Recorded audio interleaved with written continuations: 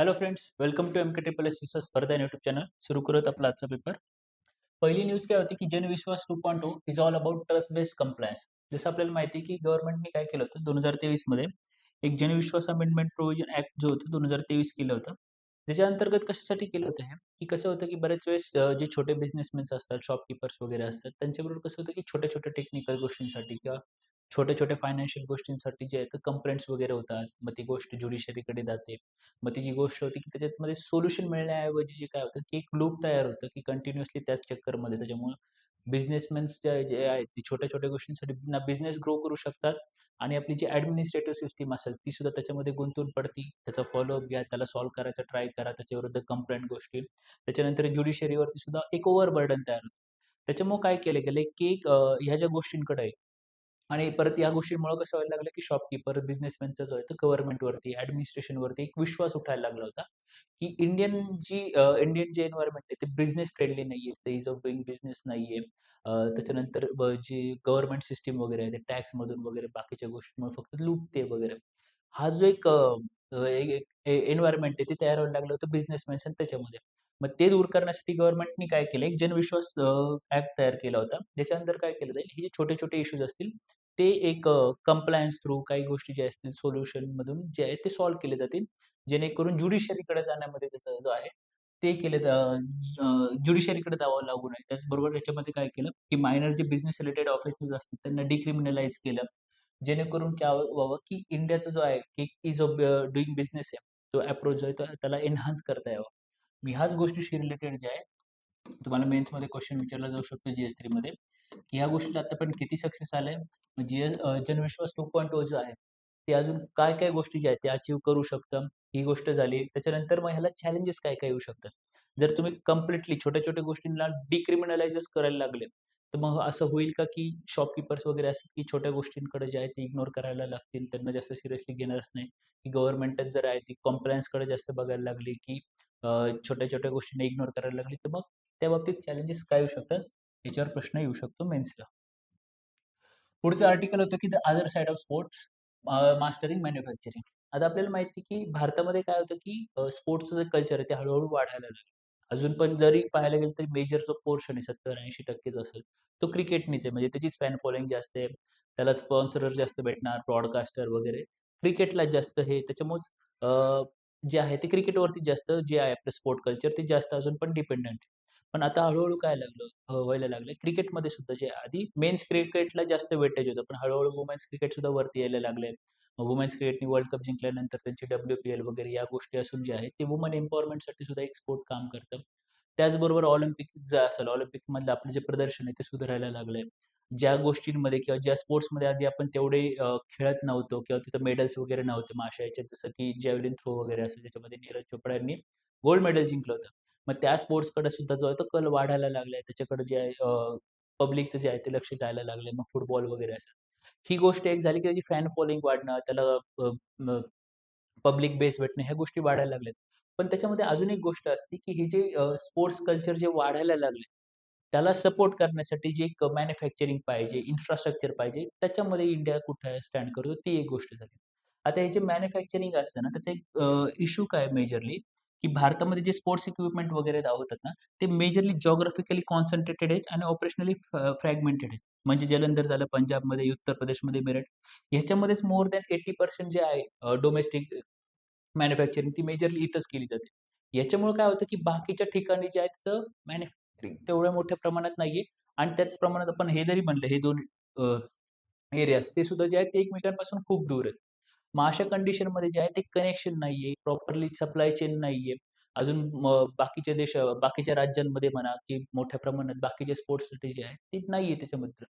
आता ह्याच्यामध्ये कसं होतं, की जी स्पोर्ट्स इक्विपमेंट मॅन्युफॅक्चरिंग जी इंडस्ट्री ती मोठ्या प्रमाणात जी आहे ती लेबर इंटेन्सिव्ह सेक्टर त्याच्यामुळे मोठ्या प्रमाणात एम्प्लॉयमेंट जनरेशन होऊ शकतं.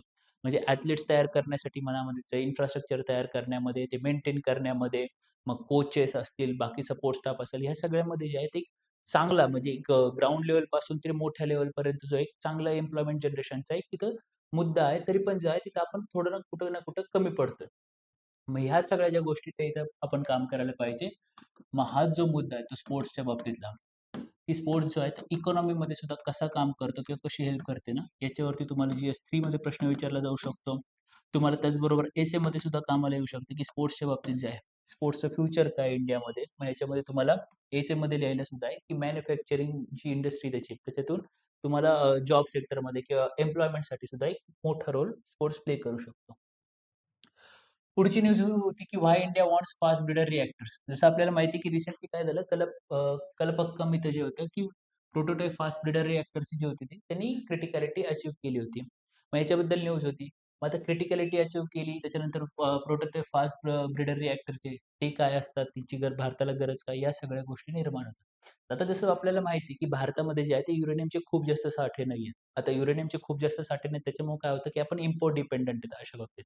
आणि युरेनियमची सगळ्यात जास्त गरज कशाला लागते? न्यूक्लिअर एनर्जीसाठी युरेनियमची सगळ्यात जास्त गरज लागते. युरेनियमपासूनच आपण न्यूक्लिअर एनर्जी तयार करू शकतो. आणि येणाऱ्या काळात जसं आपण म्हणत असतो, की जर तुम्हाला कोल बेस एनर्जी जी आहे किंवा क्रूड ऑइल बेस एनर्जी आहे त्याच्यापासून दूर होऊन जर एक सेफ आणि सेफ एनर्जी असेल किंवा क्लीन एनर्जी सोर्स जे आहे त्याच्यावरती जायचं असेल, तर मग 2च एनर्जी सोर्सेस राहतात तुमच्याकडे. एक तर रिन्युएबल एनर्जी सोर्सेस पहा किंवा न्यूक्लिअर एनर्जी सोर्सेस पहा. आता रिन्युएबल एनर्जी सोर्सेसच्या बाबतीत भारतासाठी एक प्रॉब्लेम असा आहे, की भारत जो आहे त्याच्या बाबतीत मोठ्या प्रमाणात इम्पोर्ट डिपेंडंट आहे. मग जसं आपल्याला माहिती आहे, की रिसेंटली असा जिओपॉलिटिकल काही इन्सिडेंट झाले, की त्याची सप्लाय चेन डिसरप्शन होते आणि ते झालं, की परत रिन्युएबल एनर्जी सोर्सेसचे जे टार्गेट्स होते, ते भारत मिस करतो. मग ह्याच्यामध्ये दुसरं एक ऑप्शन काय होतं भारतासाठी, की न्यूक्लिअर एनर्जी. आणि न्यूक्लिअर एनर्जीच्या बाबतीत प्रॉब्लेम काय असतो, की जो युरेनियम जो मेन मटेरियल आहे त्याच्यासाठीचा, तो भारताकडे अबंडंट प्रमाणात नाहीये. त्याच्यामुळे मग भारत परत कझाकिस्तान झालं, कॅनडा झालं आणि बाकीचे देश आहेत त्यांच्याकडून इम्पोर्ट करतो. मग अशा कंडिशनमध्ये ह्याला टॅकल करायला भारताकडे एक ऑप्शन होता, की तुम्ही युरेनियम न वापरता भारताकडे जे जगातले सगळ्यात टॉपचे जे साठे असतील थोरियमचे, जगात नंबर टॉप रँकिंगमध्ये जे आहे, त्यामध्ये भारताचा नंबर लागतो, की भारतामध्ये अल्मोस्ट जगाच्या 13% पर्यंत जे आहेत ते थोरियमचे साठे सापडतात. मग ते केरळच्या, ओडिसाच्या आणि तामिळनाडूच्या कोस्टलाईनवरती बीच सँडमध्ये जे आहेत ते ऑलरेडी एक्स्ट्रॅक्टेड स्वरूपामध्ये सापडू शकतात. इझिली एक्स्ट्रॅक्टेड स्वरूपामध्ये सापडू शकतो. म्हणजे थोरियमचं आहे. थोरियममध्ये जर थोरियमला जर तुम्ही 3 स्टेज प्रोसेसमधून कन्व्हर्ट केलं, तर त्याला युरेनियममध्ये कन्व्हर्ट करू शकता. त्याच्यातून इलेक्ट्रिसिटी झालं, न्यूक्लिअर एनर्जी आहे, ती आउटपुट तुम्ही तयार करू शकता. ही जी सगळी प्रोसेस होती भारताची 3 स्टेज न्यूक्लिअर पॉवर प्रोग्राम, ती त्याच्याबद्दलची त्यामधली जी होती, की फास्ट ब्रीडर रिएक्टर ही जी सेकंड स्टेज होती, ती आपण रिसेंटली अचीव्ह केली होती. आणि आता आपलं जे काम असणार आहे ते थोरियम बेस रिएक्टर्समधून ते तयार करणं. तर पहिलं काय काम होतं, की पहिली स्टेज जी होती त्याच्यामध्ये नॅचरल युरेनियम जे असेल U-238 आणि प्लस U-235 जे असेल, त्यांना जे आहे ते हेवी वॉटरच्या रिएक्टरमधून हे करायचं. त्याच्यानंतर त्याच्यातून इलेक्ट्रिसिटी आणि प्लुटोनियम जे आहे 239 ते तयार होणार.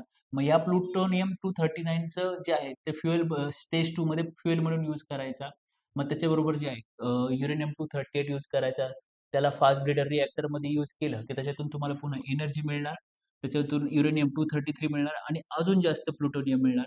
आणि परत ह्याच प्लुटोनियमला पुन्हा स्टेज 3 मध्ये यूज करायचं. त्याच्यामध्ये प्लुटोनियम 239 आणि ह्यावेळेस जे आहे ते युरेनियम 233 आणि थोरियम 232 जर वापरलं, तर तुम्हाला थोरियम रिएक्टरमधून मोठ्या प्रमाणात युरेनियम 233 भेटणार आणि एनर्जी सुद्धा. सो ही जी कंप्लीट 3 स्टेज प्रोसेस होती, ती आपल्याला डॉक्टर होमी भाभा जे होते, त्यांनी जी कन्सेप्ट होती, ती सगळ्यात पहिले मांडली होती. आता ह्याच्यामुळं काय होतं ना, आता ही जी गोष्ट होती, की फास्ट ब्रीडर रिएक्टर ह्याच्यामुळे इंडिया जी आहे, ती जगातली फक्त सेकंड कंट्री बनली आफ्टर रशिया, ज्यांनी हा माइलस्टोन जो आहे तो अचीव्ह केला. जगात दुसरं कोणतंही म्हणजे रशिया आणि भारत सोडून तिसरा कोणताही देश नाही, ज्याच्याकडे ही गोष्ट आहे फास्ट ब्रीडर रिएक्टरची. आणि ह्याच्यामुळं काय व्हायला लागलं ना, मग न्यूक्लिअर एनर्जी जो आहे आपल्याला जवळच्या टप्प्यात किंवा न्यूक्लिअर एनर्जीवरती आपण रिलाय करू शकतो एक सेफ एनर्जी म्हणून. भारताची जी पॉवर एनर्जी किंवा पॉवर कन्झम्पशनची जी नीड आहे, ती फुलफिल करण्याची कॅपॅसिटी याच्यामध्ये आहे. मग याच्याशीच रिलेटेड जसं आपण म्हणलं होतं परत मॉड्युलर रिएक्टर झाले, नंतर भारत स्टेज रिएक्टर झाले. या सगळ्या गोष्टीतून काय होणार हळू न्यूक्लिअर एनर्जी जी आहे, ती आपले पॉवर कन्झम्पशनचे जे नीड्स आहेत, ते फुलफिल करू शकतं. आता ह्याच्याशीच रिलेटेड अजून एक आर्टिकल काय होतं, की at long last India must now रिवॅम्प it's nuclear regulatory regime. आता भारताने जे आहे ते पी-एफ-बी-आर म्हणजे प्रोटोटाइप फास्ट ब्रीडर रिएक्टर जे होतं त्याची क्रिटिकॅलिटी अचीव्ह तर केली. पण ह्याच्यामध्ये 2 गोष्टी झाल्या. एक म्हणजे काय, की ह्याची जी कॉस्ट होती, जी त्याला अलोकेट केलेली कॉस्ट होती त्याच्यापेक्षा डबल पैसे त्याच्यामध्ये खर्च झाले आणि दुसरी गोष्ट म्हणजे काय होती, की आपण जे आहे ते याचा 16 वर्ष बिहाइंड शेड्यूल पडलं. म्हणजे ही जी गोष्ट होती 2010 मध्ये एक्स्पेक्टेड होती कंप्लीट होणं, जी 2026 मध्ये झाली. त्याच्यानंतर काय, की त्याच्यानंतर तिसरी जी स्टेज होती, ती 2029 पर्यंत पूर्ण होणं एक्सपेक्टेड होतं. पण त्याच्यासाठी सुद्धा जे आपण जे आहे ते खूप मागे पडलो. मग ह्या गोष्टीमुळे काय करायला पाहिजे इंडियाने आता एक रेजिम जे आहे रेग्युलेटरी फ्रेमवर्क प्रॉपरली ते सेट केलं पाहिजे. जेणेकरून जर आपल्याला न्यूक्लिअर एनर्जीला प्रॉपरली आपली कन्झम्पशन नीड्स पूर्ण करण्यासाठी वापरायचं असेल तर रेग्युलेटरी फ्रेमवर्क तयार केलं पाहिजे. जेणेकरून काय होणार, की एक ऑन शेड्यूल जे असतील त्या सगळ्या गोष्टी कव्हर होतील. पुढची जी स्टेज असेल ती झाली. त्याच्यामुळे काय होणार, की न्यूक्लिअर एनर्जीचा ओव्हरऑल जे पर्सेंटेज आहे आपल्या पॉवर कन्झम्पशनमध्ये ते वेटेज वाढू शकतं. मग याच्यामध्ये तुम्हाला प्रीसाठी सुद्धा एक प्रश्न विचारला जाऊ शकतो, की आपली जी एनर्जी कन्झम्पशन आहे, त्याच्यामध्ये आपण कोणत्या सोर्सेस पासून एनर्जी जे आहे ते कन्झ्युम करतो. मग त्याच्यामध्ये क्रूड ऑइल बेस्ड एनर्जी असेल, त्याच्यानंतर रिन्युएबल एनर्जी असेल, त्याच्यानंतर न्यूक्लिअर एनर्जी असेल. मग रिन्युएबलमध्ये सोलर असेल, विंड असेल, जिओथर्मल एनर्जी असेल, हायड्रो पॉवर बेस्ड एनर्जी असेल. मग ह्यांची रँकिंग झालं, हे किती पर्सेंट एनर्जी तयार करतात, त्यांचं वेटेज किती, याच्यावरती जे आहे तुम्हाला प्रीमध्ये क्वेश्चन विचारला जाऊ शकतो. पुढची न्यूज होती की elevated crude prices to increase imported inflation widen current account deficit.